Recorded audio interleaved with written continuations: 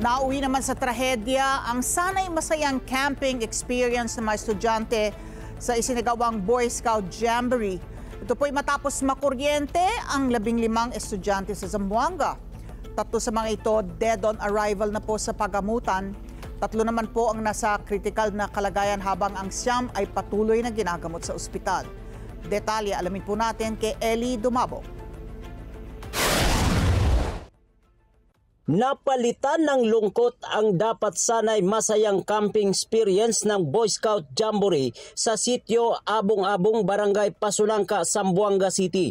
Ito'y matapos makuryente ang 15 high school student kung saan 3 sa mga ito ang patay, 3 ang kritikal habang ang 9 sa mga ito ay patuloy na nagpapagamot sa ospital. Ayon kay Ginoong Butch Ignacio Alihado, binigyan niya ng instruksyon ng mga Boy Scout at habang inililipat ng 15 estudyante ay aksidenteng sumabit umano sa live wire ng Zamboanga City Electric Cooperative ang pinakabakal nito na naging dahilan sa pagkakakuryente ng mga ito. Nadalaman sa paggamutan ang mga biktima pero 3 sa kanila ay namatay sa ospital. Sinabi naman ni Ma'am Maribeth Jacobe, isa sa mga magulang na pumayag na makasama ang anak niya sa Boy Scout Jamboree nang hihinayang sa mga kaalaman na maaaring ma-experience ng mga bata sa naturang jamboree. Subalit dahil sa pangyayari, naniniwala siyang may naging lapses ang mga nangangasiwa sa jamboree.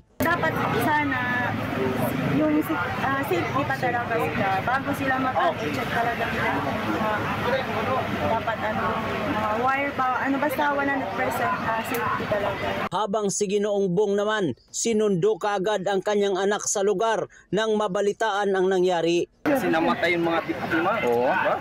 Kasi pangit naman na nandito sila, tutuloy nila. Tapos yung mga magulang ng biktima na parang malulungkot. Lumagda daw ng waiver ang mga magulang bago sumali sa jamboree ang kanilang mga anak. Kaya pala isipan ngayon kung sino ang mananagot sa pangyayari.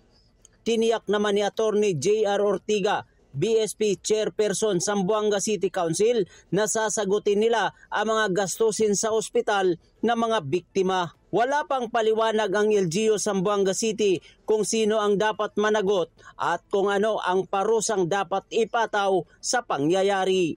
Mula sa Zamboanga City, Eli Dumabok para sa Mata ng Agila. Matatag, matapang, matapat. Maraming salamat sa inyo pong pagsubaybay sa Mata ng Agila Primetime. Para malaman ang matatag, matapang at matapat na mga balita, i-follow lamang at mag-subscribe sa @Net25 TV.